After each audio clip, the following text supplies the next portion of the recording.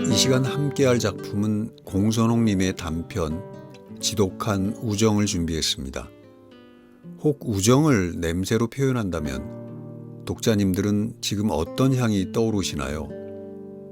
아마도 모든 삶에는 고유한 빛과 그 그림자가 있을 것입니다. 냄새 또한 그렇다면 얼마나 다채로울까 굉장히 궁금해집니다. 소설 속 이야기를 풀어가는 화자인 수정은 갓 20살입니다. 어찌 보면 한창 투정 부릴 수 있는 나이인데 수정이가 답하는 우정의 냄새는 무엇인지 이제 함께 찾아가 보도록 하겠습니다.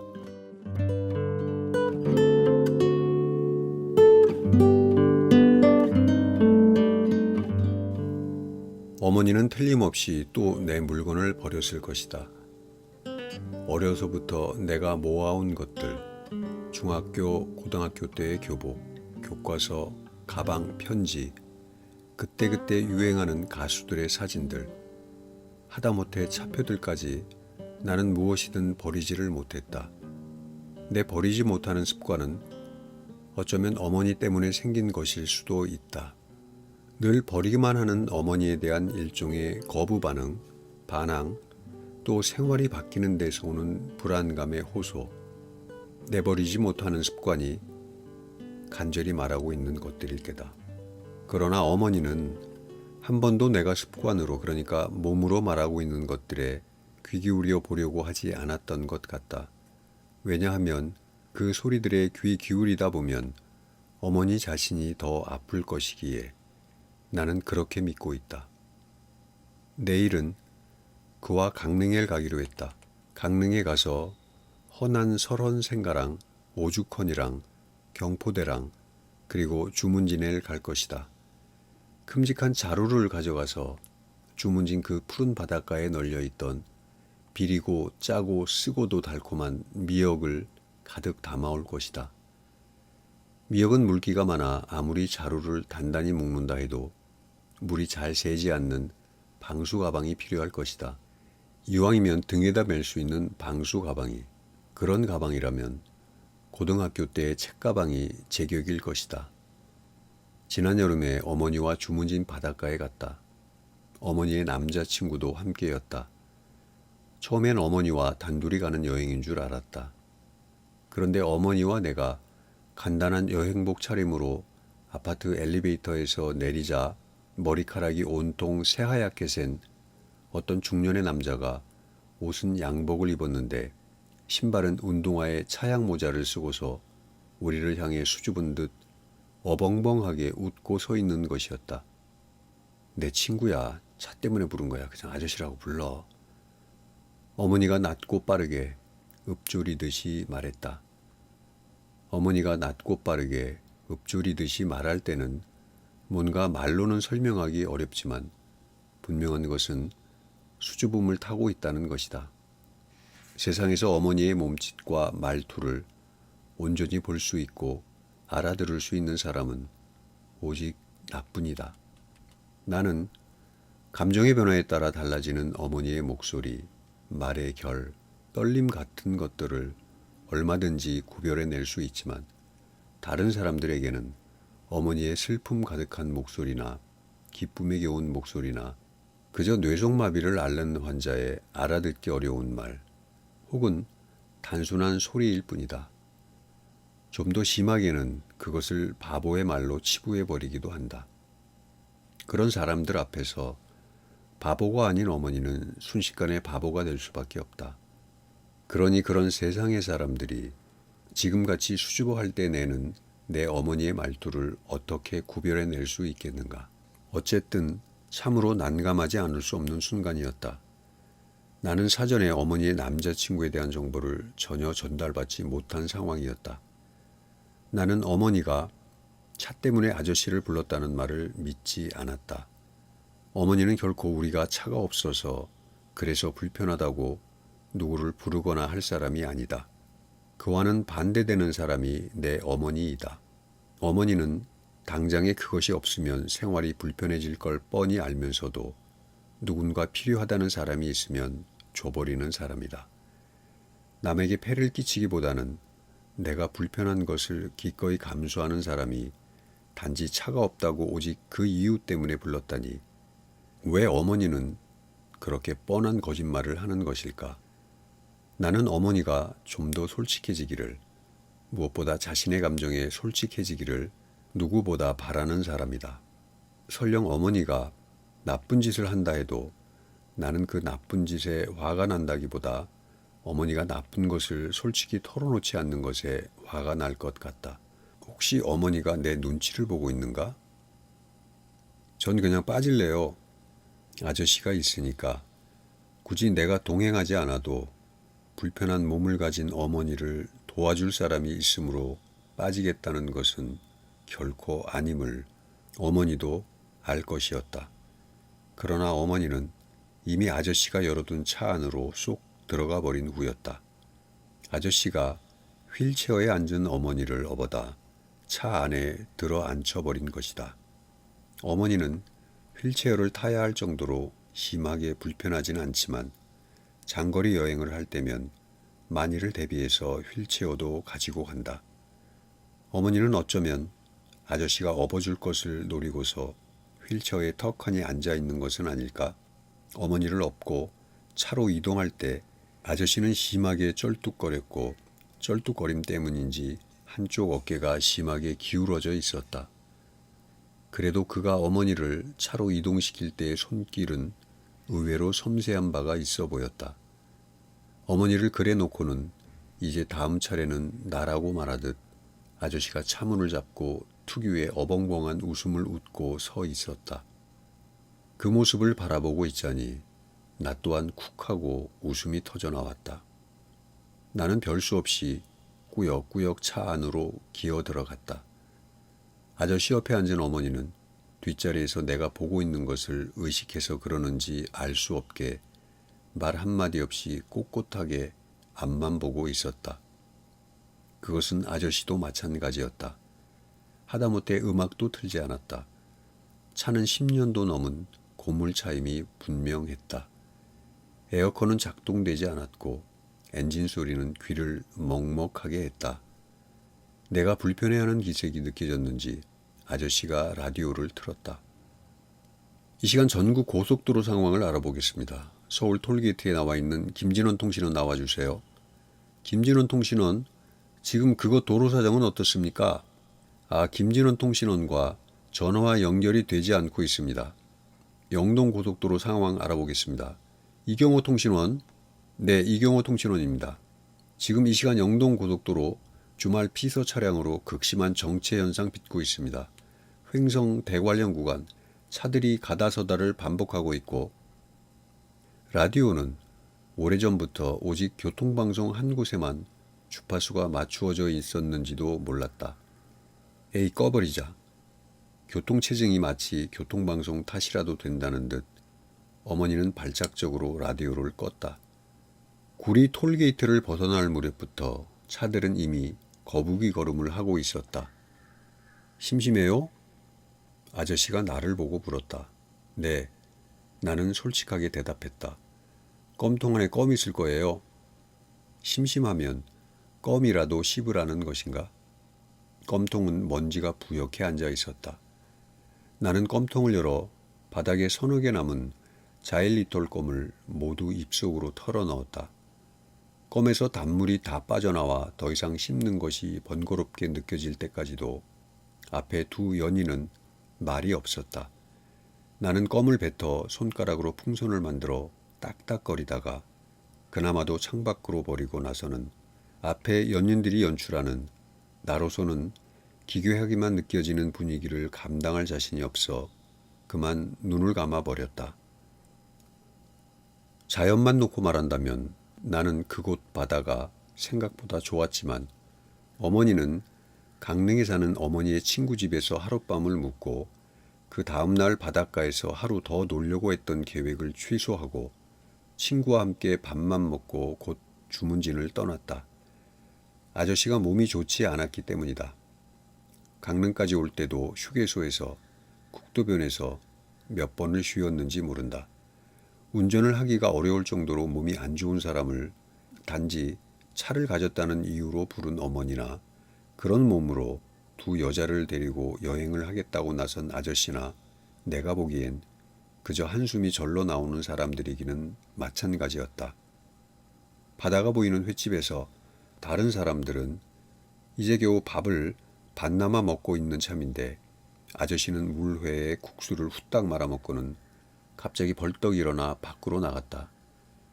의아해하는 사람들을 위해 어머니가 친절하게 설명했다. 젊어서 교통사고를 당했어. 원래 의자에 앉아야 하는데 오늘 바닥에 앉아서 순환이 안 돼서 그러는 거야. 그럼 여기 눕자고. 어머니의 친구 경희 아줌마가 말했다. 경희 아줌마와 어머니는 같은 뇌성마비 친구다. 나 말고 어머니와 가장 잘 통하는 사람이기도 하다. 두 사람이 온 몸을 흔들면서 때로는 자지러지게 웃으며 이야기하는 모습을 사람들은 되게 신기해하거나 아주 나쁠 때는 못 볼 걸 보았다는 투로 고개를 돌리기도 한다. 그러거나 말거나 두 사람은 만나면 명랑하다. 자기 차 안에 눕는 게 편해서일 거야. 네 팔자도 참 그렇다이. 어떻게 만나는 사람마다 애 보는 앞에서 별소리를 다 한다. 경희 아줌마가 어머니의 핀잔에 움찔해서 내게로 고개를 돌린다. 네 엄마는 만나는 남자마다 꼭 어디서 그런 남자만 골라 만나는지 원. 넌 절대 그러지 마라. 남자는 그저 신체 건강하고 사상 건전하고 직업 확실한 남자라야만 해. 수정이 너도 이제 20살이잖니. 아줌마 말 명심해라. 이럴 땐 경희 아줌마 말을 제대로 알아먹는 사람이 나뿐이라는 사실이 다행이라는 생각이 든다. 경희 아줌마와 남편은 다른 건 몰라도 정말 신체는 건강해 보이는 사람이었다. 경희 아줌마 말이 채 끝나기도 전에 어머니는 이미 식당 밖으로 나가고 있었다. 경희 아줌마 말에 토라져서 나가는 건 아니라는 걸 나도 경희 아줌마도 알고 있었다. 어머니는 아저씨한테 가 있었다. 아저씨는 차 의자를 뒤로 젖혀놓고 누운 상태였고 어머니는 아저씨의 다리를 열심히 주무르고 있었다. 나는 바닷가 모래벌로 갔다. 며칠 전에 태풍 때문인가 백사장엔 미역줄기가 지천이었다. 나는 미역줄기를 걸어 모았다. 금방 한아름이 되었다. 그러나 그뿐 가져갈 방도는 없었다. 나는 미역잎을 찢어서 물에 씻어 씹었다. 생미역은 몹시 비렸다. 비리고 쓰고 짜고 그러고는 끝내 달콤한 듯도 했다. 어머니는 나를 낳아놓고 미역국 한 그릇도 먹지 못했다고 했다. 내 15살 생일에 미역국을 끓여놓고 어머니가 한 그 말을 나는 아직 잊지 않고 있다. 나는 너 낳고 미역국도 한 그릇 먹지 못했다. 그뿐이었다. 왜 미역국 한 그릇도 못 먹는 산모가 될 수밖에 없었는지, 그런 상황에서 왜, 어떻게 나를 낳을 생각을 하게 되었는지, 내 출생의 앞뒤에 얽힌 이야기는 도통 하려들지 않았다. 나는 뒤를 돌아보았다. 어머니는 이제 아저씨의 머리를 감싸 안다시피 하고서 지압을 하고 있었다. 나는 잠깐 아버지를 생각했다. 그러나 나는 아버지에 대해서 그 누구에게도 들은 바가 없었으므로 그 어떤 기억도 없다. 내 생애 중 기억이 시작되는 처음의 풍경에도 어머니와 나 둘뿐이다. 엄마, 엄마. 나는 마루에 앉아 어머니를 불렀다. 사위는 적막했다. 나는 벌에 손가락을 쏘였던 것 같다. 천지사방이 온통 꽃나무였다. 꽃나무가 많으니 또 천지사방이 벌이었다. 꽃과 벌들 속에서 놀다 보니 내 몸 사방도 벌에 쏘여 부풀어 올랐다. 벌에 쏘이면 나는 울지도 않고 어머니에게 달려갔다. 그러면 어머니는 어떤 날은 호호 한번 불어주기만 하고 어떤 날은 침을 발라주기도 하고 또 어떤 날은 된장을 바르고 비닐로 첨해주기도 했다. 그날은 손가락이 된통 쏘였는데 지금도 된장 냄새가 코끝을 간지리면 이상하게 손가락에 통증이 느껴진다. 열이 나면서 욱신거리는 통증. 어쩌면 된장으로 인해서 더 아팠을 통증. 그러나 어머니가 첨해준 것만이 좋아서 아픈 것도 행복했던 내 기억의 첫날. 아픈 왼쪽 가운데 손가락을 불편하게 쳐들고서 어머니를 애타게 불렀으나 대답이 없었다. 그곳은 외갓집이었다. 며칠 전까지 함께 살던 외할머니도 보이지 않았다. 언젠가 내가 문득 생각났다는 듯이 무심을 가장하며 그날을 말했더니 어머니는 그 며칠 전에 외할머니가 돌아가셔서 그렇지 라고만 말했다. 그렇지만 내 기억에 외할머니의 죽음이나 장례 풍경 같은 것은 없다. 단지 그 며칠 전의 일이었다는데도 다만 그날 그 적막한 저녁 무렵의 풍경만이 내 기억의 시작일 뿐이다. 나는 사방으로 어머니를 찾아 헤맸다. 먼저 부엌문을 열었다. 외관은 아직 부엌 개량이 안 된 구식 부엌이었다. 부엌은 캄캄했다. 옛날 부엌 특유의 그름 냄새와 시큼한 개수물 냄새가 어둠과 적막과 함께 뒤섞인 부엌내가 어린 나를 진저리 치게 했다. 나는 진저리를 꾹 참으며 어둠에 눈이 익기를 기다렸다. 그러면 거기 어둠 속에서 어머니가 보일 것을 기대하면서 어둠에 눈이 다 익도록 어머니는 보이지 않았다. 나는 침착하게 부엌문을 닫고 그리고 다시 엄마, 엄마를 주문처럼 외우며 대문 옆 화장실 문을 열었다. 어머니가 측간이라고 불렀던 외갓집 화장실에서는 시골 화장실 특유의 푸근한 냄새가 났다. 부엌 냄새가 늘 낯설고 때로 공포스럽기조차 했던 반면에 화장실 냄새는 아직도 내 기억에 푸근하게 남아있다. 그것은 말하자면 집 벼늘 냄새였다. 건실한 농부였던 외할아버지는 화장실을 창고 겸 헛간겸으로 지어놓았다. 여타의 시골 화장실이 어린아이에게는 그 구조만으로 똥통에 빠질 것만 같은 공포심을 불러일으키기에 충분하건만 어쩌자고 우리 외할아버지는 그토록 정답고 푸근한 화장실을 만들어 놓았는지 모른다. 화장실 안에는 소와 돼지와 염소와 닭과 강아지와 고양이와 쥐가 함께 살았다. 그 짐승들이 모두 집 벼늘을 자기들 몫만큼씩 차지하고 살았다. 지금 생각해도 믿어지지 않는 풍경이다. 내가 어둡기는 부엌이나 한 가지인 그 속으로 들어간 것은 순전히 그 안에 사는 짐승들에게 내 외로움을 위로받고 싶어서였는지도 모른다. 지금은 내가 그런 능력을 잃어버린 지 오래되었지만 자연 속에서 오래 산 어린아이들이 흔히 그렇듯이 말 못하는 짐승이라고 어른들이 흔히 말하는 그 짐승들하고 얼마든지 말을 나눌 수가 있었다. 집 벼늘 속에 몸을 파묻고 염소 등허리를 문지르며 염소처럼 엄마 몇 번을 했을 때였을까. 내 머리 위 뒷변을 위해서 어머니 목소리가 들렸다. 아가, 엄마 여기 있다. 그 목소리는 너무나 가늘어서 조심하지 않으면 금방이라도 툭 끊겨나가 다시는 이 세상에 존재할 수 없을 것만 같이 불안한 목소리였다. 어머니는 집 벼늘 위 닭둥우리가 매달린 시렁 밑에 있었다. 어머니 머리 위에 하얀 무명끈이 시렁 밑에서 둥글게 대롱거리고 있었다. 나는 그때 그것이 무엇인지 몰랐다.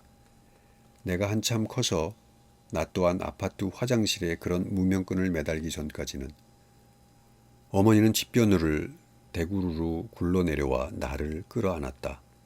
어머니 몸은 신내린 무당이 잡고 있는 깃대가 떨듯이 떨고 있었다.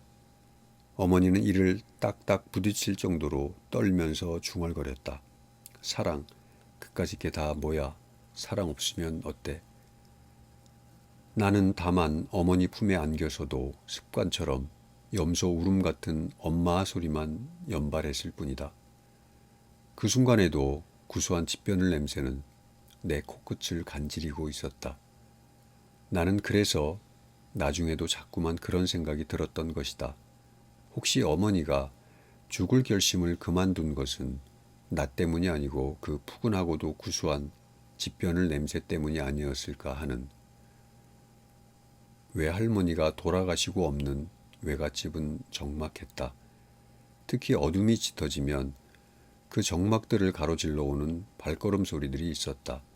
그럴 때마다 어머니는 나를 꼭 끌어안고 고슴도치처럼 몸을 웅크렸다. 어느 날 저벅거리며 다가오던 발걸음 소리가 문 앞에서 딱 멈추었다. 내일 우시장에 소 팔아줄게. 소장수는 소를 팔아서 소값을 주지 않았다. 얼마 후에 돼지장수가 왔다. 돼지장수 또한 돼지값을 주지 않았다. 염소도, 닭도, 강아지도, 고양이도 누군가들이 가져갔다. 이제 어머니와 내게 남은 것은 빈집과 빈집 텃밭에 심은 고구마와 고추뿐이었다. 고구마를 윗집 사람이 캐갔다. 고추는 병이 들어 그랬는지 아무도 따가지 않았다. 어머니는 병든 고추와 늦게 달려서 파란 채로 시들어가는 풋고추와 고춧잎을 따로따로 따서 3개의 비닐봉지에 담았다. 그것을 가지고 읍내 시장으로 가서 하루 종일 시장터 한쪽에 앉아 있었다. 시장도 파하고 사람들도 지나다니지 않았다. 그때 어둠 속에서 어떤 남자가 나타났다.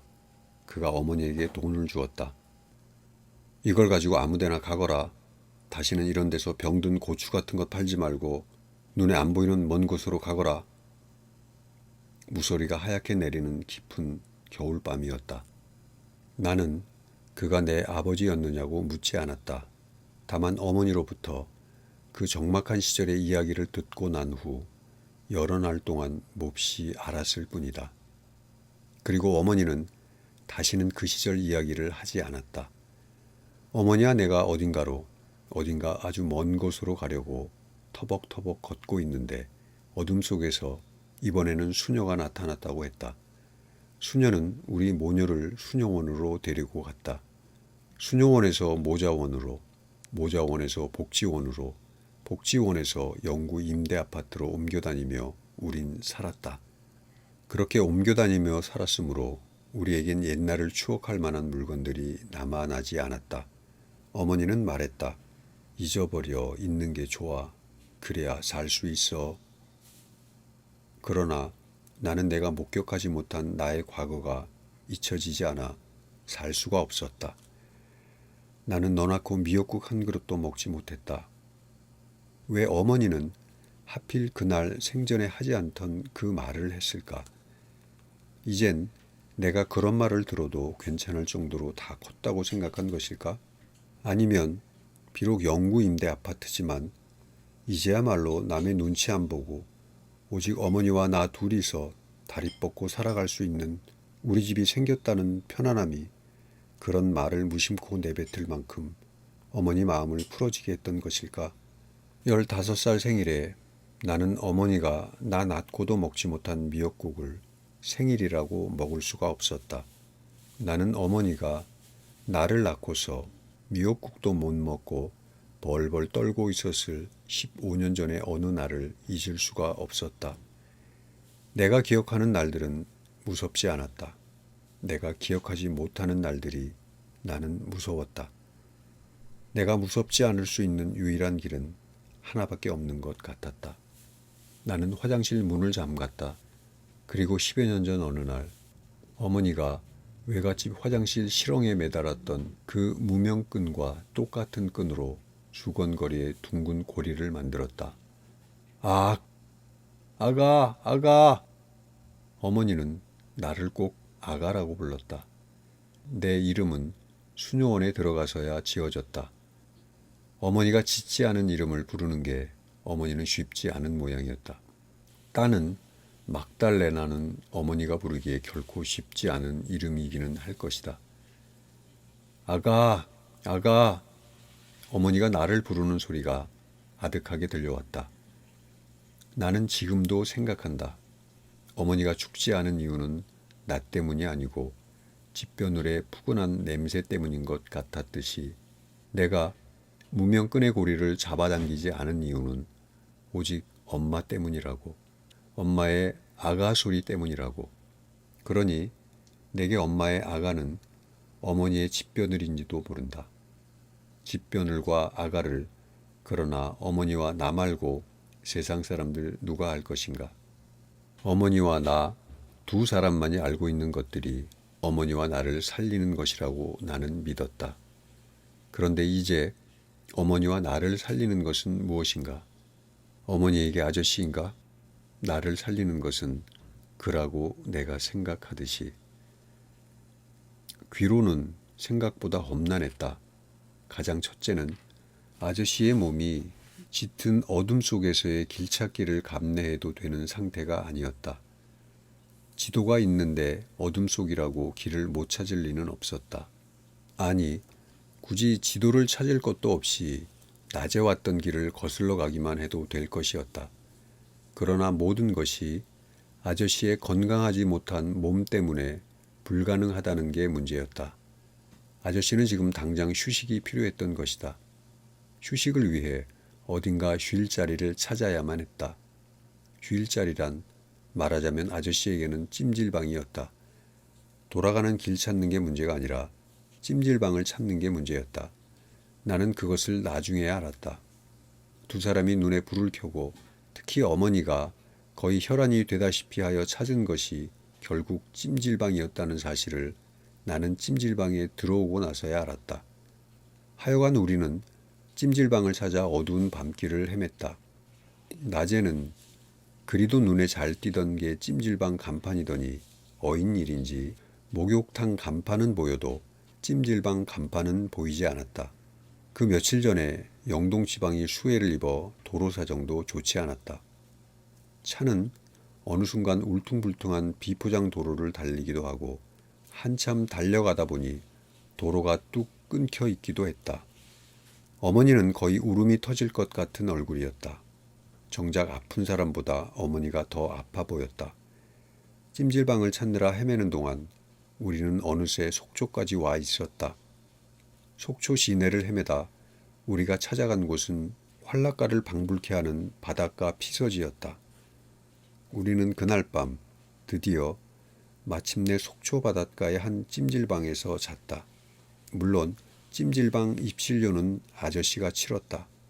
근사한 호텔은 못 되어도 찜질 방값 치를 정도는 된다는 거겠지 하는 심사를 가질 수도 있었겠으나 어머니나 아저씨나 내 앞에서 호텔 대신 찜질방 가는 것에 대해 그다지 주눅들어하는 태도는 아니었다.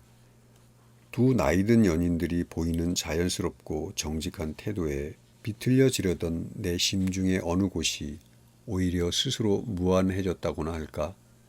하기야 어쩌다 남아있는 방이 있어 막상 호텔에 간다 해도 비용도 비용이려니와 난감하기는 세 사람이 다 마찬가지일 터였다. 비용 절감 차원에서 한 가족인 척 한 방을 쓰자니 그렇고 비용은 생각하지 말자 하고서 두 방을 잡자니 그것도 그럴 것이기 때문이다. 한여름 한밤중 휴가철의 찜질방이라니 나는 그냥 그때 그 순간의 풍경을 참혹하다는 정직한 수사 대신에 장관이었다고 해두고 싶다. 여름 휴가철 휴가지의 한밤중 찜질방은 참 대단한 풍경을 연출하고 있었다. 일단 드넓은 광장이라고 해두자. 그 광장에 말 그대로 입추의 여지없이 들어찬 사람들이라니. 더구나 그 사람들이 모두 똑같이 하얀 티셔츠에 하얀 반바지를 입고서 한치의 빈 공간도 없이 드러 누워있는 광경이라니. 어머니는 그 광경에 기겁을 했다. 나로 말할 것 같으면 어지럼증이 일었다. 어머니와 나는 동시에 아저씨를 바라보았다. 그러나 그는 한눈에 봐도 병색이 완연했다. 어머니나 나나 운전을 할 줄 모른다. 운전을 할 줄 아는 사람은 병자뿐이다. 그 병자는 지금 당장 교통사고 후유증으로 순환이 안 되는 몸을 찜질로나마 풀어주어야 한다. 그러지 않으면 그는 곧 쓰러져 버리고 말지도 모른다. 어머니와 나는 그날 밤의 이동은 더 이상 불가능하다는 것을 인정해야 했다. 어머니와 나는 절망으로 후들후들 떨리는 심정으로 여탕으로 들어가고 그는 남탕으로 들어갔다. 우리는 1시간 뒤 찜질방 내 게르마늄 방 앞에서 만나기로 했다. 그때 이미 시간은 새벽 1시를 넘어가고 있었다. 어머니와 나는 목욕탕 구석자리로 갔다. 어머니는 언제나 어디를 가도 구석을 찾아 들어가는 게 습관이 되어 있었다. 어머니가 사람들 한가운데로 들어가면 그 자리는 금방 어머니 혼자 남겨지기 십상이었다. 전염병 환자가 아닌데도 그런 일이 일어나지 않도록 되도록 사람들 눈에 띄지 않는 구석으로 어머니는 들어갔다. 엄마, 아저씨 어디가 좋아요? 안 좋아. 어머니는 놀랍게도 안 좋다면서도 깔깔거렸다. 어머니 몸 어딘가를 누가 지금 막 간지러움을 태우고 있기라도 한 것처럼. 말도 없고 몸도 아프고 멋도 없고 돈도 없고 뭐가 좋다고. 어머니는 슬며시 딴 곳을 바라보았다. 어머니 마음을 설명할 수 없을 때면 늘 그러듯이. 아저씨와 우리가 찜질방 안에서도 가장 귀퉁이 자리인 게르마늄 방 앞에서 만난 것은 새벽 2시. 찜질방 안은 1시간 전보다 더 고요해졌다. 일부 쪽은 불도 꺼졌다. 게르마늄 방 앞에서 만나긴 했지만 이제부터는 우리가 몸을 누일 만한 공간을 찾는 게 급선무였다. 목욕탕하고는 달라서 이상하게 찜질방은 구석자리가 인기인 모양이었다. 우리가 마음 편하게 있을 만한 자리는 다른 자리보다 누워있는 사람들의 밀도가 더 촘촘했다. 간신히 좀 헐겁다 싶은 공간을 찾긴 했지만 그곳은 헐거울 만한 이유가 충분했다. 찜질방 안에서도 가장 밝은 매점 앞이자 화장실 옆이었기 때문이다. 두 사람은 하는 수 없다는 듯 그곳에 자리를 잡으려는 눈치였다. 전 다른 곳을 알아봐야겠어요. 어머니는 굳이 말리지도 않았다. 나는 두 사람의 눈을 피해 되도록 아주 먼 곳으로 갔다. 3바퀴를 돌았는데도 자리는 나지 않았다. 나는 이따금 두 사람이 있는 쪽을 돌아보았다. 아무리 멀리 있어도 그쪽이 유독 환해서 두 사람의 일거수일투족은 환히 보였다. 처음에는 그럴 마음이 없었는데 그쪽이 워낙 환해서 두 사람을 관찰하고픈 묘한 호기심이 발동했다. 마침 두 사람과 정확히 대각선 쪽에 자리 하나가 비어있는 것이 포착되었다. 방금 조그만 여자아이가 잠에서 깨어나 울상을 짓다가 어디론가 떠났던 것이다.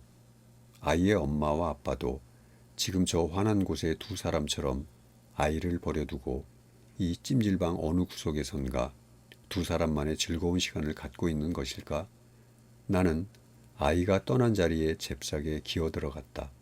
아저씨가 매점에서 달걀과 사이다를 사고 있었다.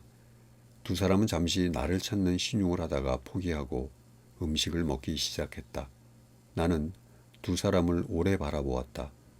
보기는 좋았다. 그런데도 알 수 없는 상실감이 스멀스멀 피어오르는 것도 어쩔 수 없었다. 나는 그만 자리에 누워 눈을 감았다. 막 잠이 들려는 순간 어디선가 여자의 비명소리가 들려왔다. 아니, 그것은 비명이라기보다 거의 욕설에 가까운 고함 소리였다. 고요하던 찜질방이 순식간에 와글거리는 시장통이 되었다. 왜 그래? 무슨 일이야? 어디서 그래?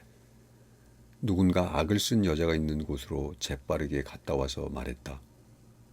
웬 병신들이 지들도 사람이라고 육갑을 하고 있대나 뭐래나. 나 원참 둘이 보듬고 와들와들 떨고 있더만. 징그럽구만. 가슴이 쿵 하고 내려앉았다. 나는 반사적으로 환한 곳을 바라보았다. 두 사람이 보이지 않았다. 견딜 수 없는 불안감이 엄습했다. 찜질방에서 남녀가 부둥켜 안고 있는 모습은 예사 풍경이었다. 그러나 그런 풍경도 장애인이 하면 징그러운 것이 된다. 남자 품 안에서 와들와들 떨고 있던 여자가 결국 울음을 터뜨렸다. 흔히 외소증이라고 불리는 어린아이처럼 작은 몸을 가진 여자였다. 그런데 정작 내가 찾는 두 사람은 어디를 갔을까? 엄마. 엄마를 발음하는 바로 그 순간에 내 눈에서 갑자기 눈물이 비오듯 쏟아져 내리기 시작했다. 엄마. 게르마늄 방 문이 열리며 어머니가 나왔다. 아가, 나 여기 있다. 어머니는 아저씨와 함께 게르마늄 방에 있었다. 어머니는 적어도 육갑은 하지 않고 찜질을 하고 있었던 것이다. 새벽에 화장실 가려고 일어났는데 어머니 방에서 속닥이는 소리가 들려왔다. 어머니가 전화에 대고 경희 아줌마에게 속삭이고 있었다. 나는 소변을 보고 나서 어머니 놀랄까봐 물을 내리지 않았다. 어머니는 경희 아줌마하고든 누구하고든 통화를 할 때 한 번도 속닥이는 법이 없었다. 더구나 새벽 시간에 누구와 통화를 한 적도 없었던 것 같다. 경희야, 나 어떡하면 좋니? 그 사람이 애와 자기 중 선택하래. 나는 침을 한 번 꿀꺽 삼켰다. 드디어 올 것이 온 모양이다. 나는 소리 안 나게 조심조심 소변을 보았다. 엄마 걱정 마세요. 저도 이제 20살이에요. 저도 이제 엄마 곁을 떠날 때가 됐죠. 근데 어디로 떠난다지? 그는 그의 집에서 아직 애 취급을 받는 막내 아들이다. 집은커녕 그만의 방도 없다. 경희야, 내 나이 45이야. 이번이 마지막일지도 몰라. 그럴지도 모른다. 아저씨는 어머니의 처음이자 마지막 사랑일지도 모를 일이다. 어머니의 나이가 꼭 45이 아니라도 말이다. 그럼 나보고 어떡하란 말이야. 어머니의 목소리가 격정으로 떨려 나오고 있었다. 45이라도 사랑을 하면 격정이 치밀어 오르기도 할 것이다. 20살인 나의 사랑에는 없는 격정 말이다. 그 사람은 영영 건강하지 않을지도 몰라. 그래도 난 포기할 수 없어. 최악의 조건에서 최선의 사랑을 하고 있는 사람들은 그러나 자신들의 상황이 최악임을 알지 못한다. 왜냐하면 사랑하고 있으므로, 사랑이 그 모든 최악의 조건들을 덮어버리므로. 난 다른 건 다 버리고 살아왔어. 수정이 버리려야 버릴 수 없었을 뿐이야. 수정이 빼놓고 버릴 수 있는 건 다 버렸어. 그치만 이번만큼은 안 돼. 내가 바보라는 건 나도 알지. 그치만 바보라도 그것만은 알 거야. 무엇이 진짜고 무엇이 가짜인지를 말이야. 무엇이 사랑이고 무엇이 사랑이 아닌지를 말이야. 난 이제 어머니에게서 그 어떤 모진 말을 듣는다 해도 15살 생일날 같은 일은 벌어지지 않을 만큼 컸다. 어머니가 아저씨를 버리지 않기를 혹은 놓치지 않기를 나는 바랐다. 나는 화장실에서 나와 내 방으로 조심조심 옮겨갔다. 그 사람이 그랬어. 자기를 놓치지 않으려면 애를 지으라고 말이야. 방문을 열려는 순간이었다. 나는 그 자리에 얼어붙어 버렸다. 수정이한테도 창피하니까 그냥 몰래 가서 지울래. 돈은 그 사람이 준댔어. 애란 말하자면 내가 아니라 어머니 뱃속의 아이였던 것이다. 그 사람이 그래서 우리 나이가 몇인데 새삼스럽게 애한테 코를 꿰냐고. 즐기기만 하고 살기에도 모자랄 나이라고 말이야. 내 손이 부르르 떨려왔다. 그치만 경희야, 나 어떻게 해야 할지 모르겠어. 이번 임신이 마지막 임신이 될 수도 있잖아. 앞으로는 다시는 이런 식으로 아기 가질 기회가 없을지도 모르잖아. 내 나이가 그렇잖아. 엄마, 내 가방 어디다 두셨어요? 무슨 가방? 왜 있잖아요. 내가 고등학교 때 썼던 책가방요.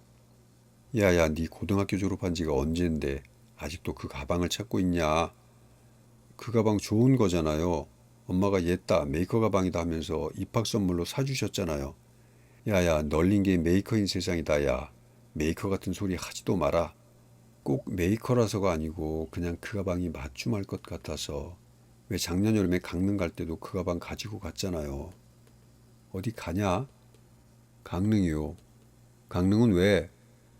그때 난 되게 좋았는데 아저씨 때문에 제대로 놀지도 못하고 와버렸잖아요. 그래서 올해는 꼭 실컷 놀다 오려고 친구들하고 약속했단 말이에요. 나는 어머니의 얼굴을 바라보고 말했지만 어머니는 얼른 딴 곳으로 고개를 돌렸다. 가방은 말이야, 나도 모르겠어. 할 수 없죠 뭐. 그냥 아무거나 메고 가죠 뭐. 사실 가방이 무슨 대수란 말인가. 나는 내가 쓴 쪽지가 어머니 눈에 잘 띄도록 전화기 옆에 놓고 집을 나섰다. 엄마, 제 동생 낳아주세요. 그래도 이번 아이는 사랑해서 생긴 아이잖아요. 제가 보기에 이젠 사랑이 아닌 것이 확실하지만요. 나는 그에게 전화를 걸었다. 나야 오늘 강릉 못 가. 그가 꽥 악을 썼다. 왜? 안 가고 싶어. 너 마음이 변했구나. 그와 오늘 강릉에 간다면 나는 오늘 중으로 귀가하지 못할 것이다. 귀가하지 못한다면 나는 그와 함께 밤을 나야 하리라. 그가 기대하는 것이 바로 그것임을 나는 알고 있다. 그럼 뭐 하나 물어봐도 돼? 뭔데? 나 애기 가져도 되니? 뭐라고? 야, 우리 나이가 몇 살인데 애를 갖냐? 그냥 즐기기에도 모자랄 나이에 애 가지고 누구 코 깰 일 있어? 전화를 끊었다. 나는 시장으로 갔다. 주문진 앞바다에 싱싱한 자연산 미역을 자루 가득 담아오면 좋겠으나 우선 시장 건어물 가게에서 두툼한 산모용 미역 한 다발이라도 살 요량이었다. 나는 어머니가 내가 두고 온 쪽지를 발견할 수 있도록 집에 전화를 걸었다. 엄마, 전화기 옆에 쪽지 이미 봤어. 미역 사가지고 갈게. 벌써? 나 놔놓고 못 먹었던 미역국 이번에는 실컷 먹어보지 뭐. 전화를 끊고 나서 나는 한참 동안 시장통 한가운데 서 있었다. 장사하는 사람들이 외치는 소리, 손뼉 소리, 물건 흥정하는 소리들 틈에서 문득 아 하는 소리가 들려왔다. 나는 마른 미역이 주렁주렁 걸려있는 건어물 가게로 들어갔다. 비리고 짜고 쓰고 그러고도 달콤한 듯한 냄새가 확 끼쳐왔다. 그것은 바로 어머니와 내가 살아오면서 맺은 우정의 냄새인지도 몰랐다. 왜 말이 있지 않은가? 사랑은 가도 우정은 변치 않는다고. 하지만 변하지 않는 우정의 맛이란 그렇듯 비리고 짜고 쓰고 그러고도 달콤하기까지 한 지독한 것임에는 틀림없었다.